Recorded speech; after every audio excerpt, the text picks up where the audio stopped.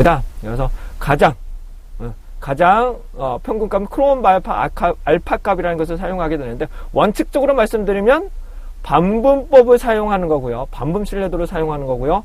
반분 신뢰도를 사용하려면 상관분석법을 사용해야 된다는 부분이죠. 상관분석법을 응용한다는 거죠. 사용하는 것보다는 응용을 해서 반분 신뢰도를 산출하고 반분 신뢰도의 평균값을 사용하는 방법을 이제 크롬바 알파 값이라고 합니다.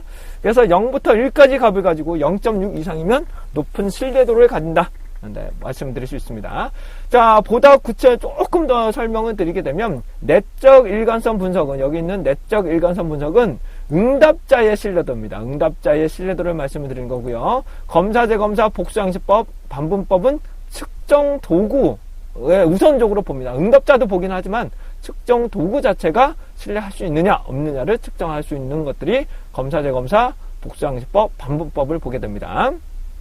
즉, 검사, 재검사는 사람이 동일하잖아요. 사람이 동일하기 때문에 측정 도구 자체를 반복적으로 측정하면 동일한 결과가 나오냐. 이럴 경우는 측정 도구 자체가 신뢰할 수 있는가, 반복 측정해서 동일한 결과가 나오느냐, 이런 걸 보실 수 있고요.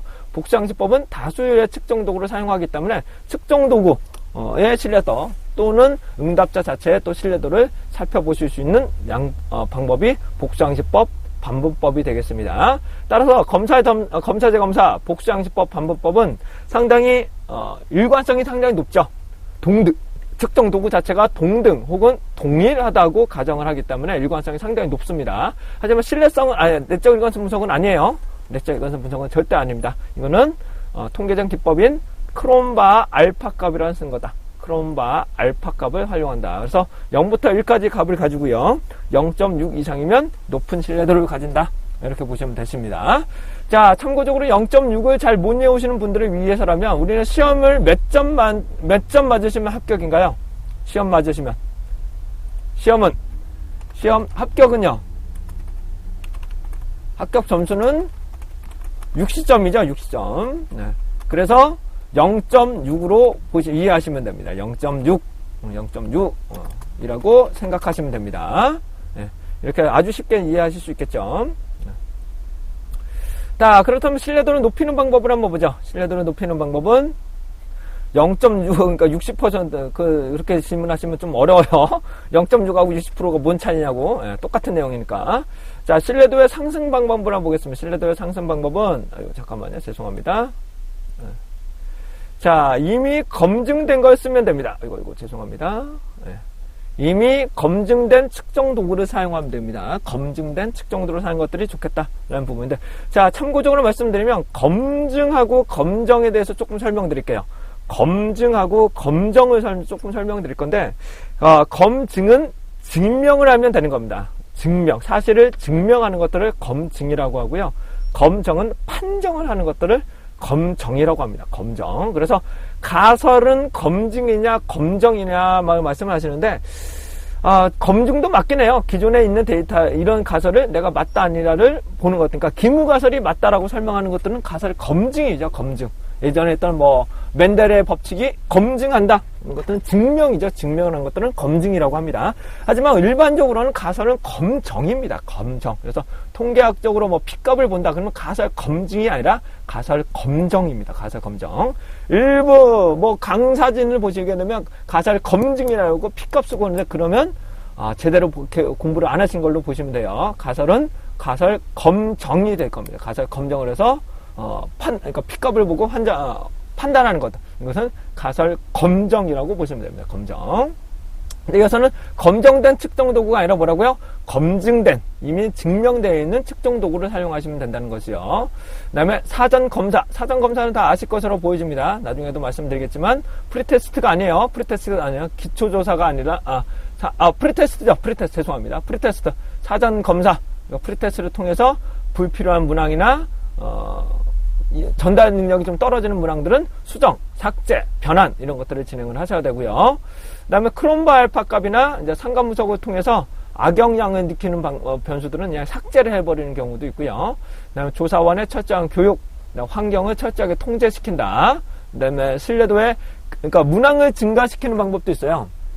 문항을 증가시킨다고 나오는데, 제 개인적으로는 신뢰도에 긍정적인 문항을 추가한다는 것이 좀 어떨까 싶습니다. 그러니까 질문 문항을 추가한다는 건 보통 그렇게 답변을 하시는데 제 개인적으로는 신뢰도에 긍정적인 영향을 미칠 수 있는 문항을 추가한다. 그러면 신뢰도가 높아질 것으로 기여되고요. 하지만 신뢰도 문항이 없어진다고 해서 쓸모없는 문항을 없앤다고 해서 신뢰도가 급격하게 떨어지진 않습니다. 그래서 중요한 부분 요까지 요 내용들은 여기 있는 내용들은 반드시 이해하시고 답변을 쓰실 수 있어야 됩니다. 자, 이해되시겠나요? 네, 이해는 되시죠? 좀 원래 텀이 있어서 네, 자, 물 한잔 한번 먹고 하겠습니다. 야, 다음은 이제 타당도입니다. 과학적 조사에서는 이제 타당도와 신뢰도가 돼야 되는데 타당도라는 것은 뭐냐 설명을 드리겠습니다. 타당도는 정확하게 내가 측정하고자 하는 내용을 정확하게 측정했느냐 혹은 측정 도구 자체가 적합하냐 이런 걸로 이해하시면 돼요. 그래서 설계의 타당도, 측정의 타당도 크게 두 가지로 구분이 되죠. 설계의 타당도와 측정의 타당도로 크게 구분이 됩니다. 첫 번째, 설계의 타당도는 내적 타당도와 외적 타당도로 구분이 됩니다. 다시요. 설계의 타당도는 내적 타당도와 외적 타당도로 구분되는데 우선 말씀을 드리면 타당도는 일반적으로 일정한 기준을 충족해야 된다고 말씀을 드렸어요. 그래서는 내적 타당도와 외적 타당도를 모두 일정한 기준은 충족을 하셔야 돼요. 모두 낮출 수는 있어요. 모두 낮출 수는 있지만 일정한 기준을 설정을 해야 된다. 그러기 위해서는 무작위 추출 방법도 좋고 뭐 어떤 표본 설계가 좋을 거냐 이런 것들은 기본은 설정하셔야 돼. 기본은 기준은 일정한 기준은 돼야지. 그 다음에 내적 타당도를 높일 거냐 외적 타당도를 높일 거냐 둘 다 높일 거냐 이런 것들을 결정하게 되죠. 하지만 현실적으로 내적 타당도와 외적 타당도를 모두 높이기가 힘들어요. 현실적으로 내적과 외적을 모두 높이기는 현실적으로 매우 힘들기 때문에 내적을 높이든지 외적을 높이든지 둘 중에 하나를 선택하게 됩니다. 둘 중에 하나. 그러니까 다시요. 타당도는 일정한 기준을 설정해야 돼요. 일정한 기준을 설정해야 되니까 내적, 즉 인과관계를 잘 규명하는 일정한 기준, 즉 인과관계 추론, 외적은 일반화 가능성. 이 두 가지는 일정한, 그러니까 하나를 무조건 낮추시는 게 아니에요. 둘 다 일반적인 기준은 설정하셔야 된다는 겁니다. 그래서 누구나 일반화 가능성을 어느 정도 보완을 해야 되고 인과관계를 어느 정도 추론한 다음에 그 다음에 내적 타당도는 높일 거냐 외적 타당도 보다 높일 거냐를 연구자가 선택을 하게 됩니다.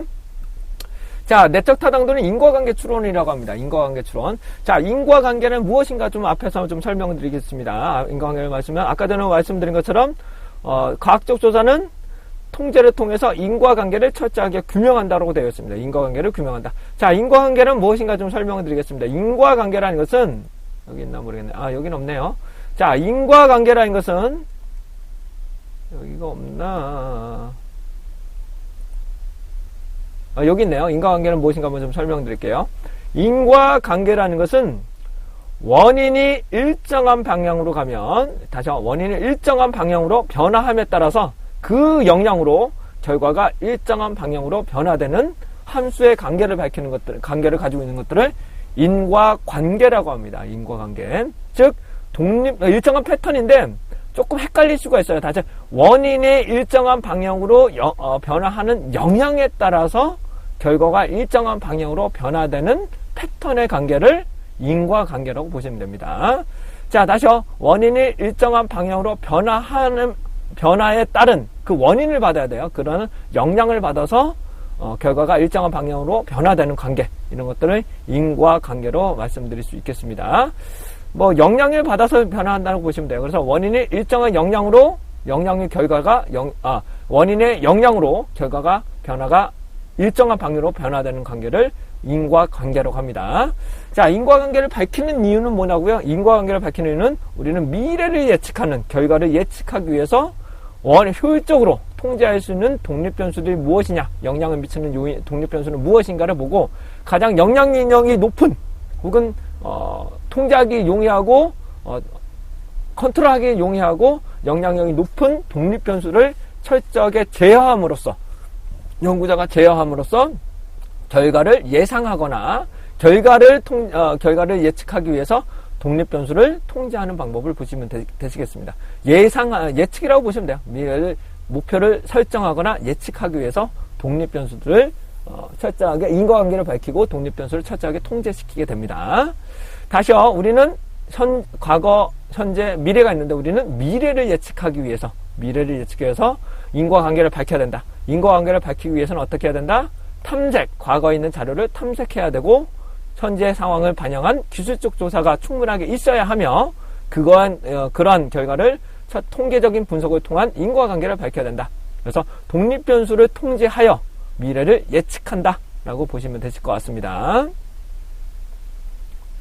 자, 그래서 인과관계를 추론하는 방법은 인과관계는 내적 타당도가 높다. 내적입니다. 안쪽이라고 보시면 되는데요. 인과관계를 관계를 어떻게 될 것인가 추론하는 방법이 여러 가지 방법이 있습니다. 여러 가지 방법이 있는데 이 내용들은 암기를 하셔야 돼요. 암기는 이해 무조건 다 하셔야 돼요. 이 부분 무조건 하셔야 하는데 일부 책에서는 강의 중에 뭐 이렇게 역성주 이렇게 절대로 이렇게 외우지 마세요. 절대로 이렇게 외우지 마십시오. 절대로 그렇게 외우려면 공부하지 마세요. 그러니까 키워드만 이렇게 외우는 것들은 정말로 도움이 되지 않습니다. 여러분한테 절대 도움이 되지 않습니다. 자, 인과관계, 즉 원인과 결과에 영향을 좀 미칠 수 있는 요인들을 살펴보시면 역사적, 즉 우연하게 나타나는 역사적 요인을 말합니다. 우연하게 나타나는 역사적 요인.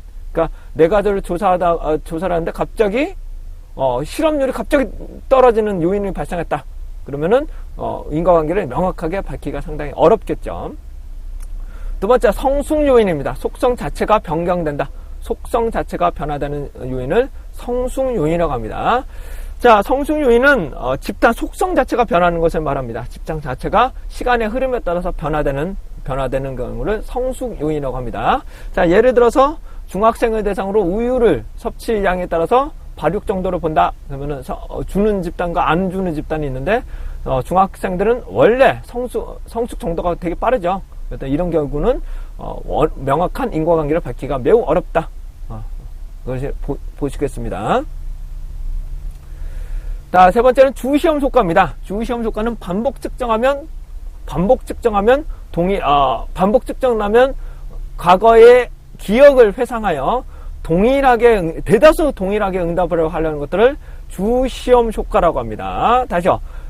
반복 측정해서, 그러니까 어제 조사한 거하고 오늘 조사한 거를 반복 측정한다면은 사람들이 짜증내서 일반적으로 동일하게 응답을 하게 하죠. 일반적으로는 동일하게 응답을 하려고 하지만 저 같은 사람은 일반적으로 왜곡되게 앞에 응답하고 어제 응답하고 오늘 응답하고 다르게 응답할 수도 있죠. 이런 경우를 주시험 효과. 그래서 반복 측정을 통해서 왜곡되는 현상을 주시험 효과라고 합니다. 근데 거의 다 주시험 효과는 반복 측정에서 동일한 결과가 나오는 결과를 주시험 효과라고 설명을 합니다.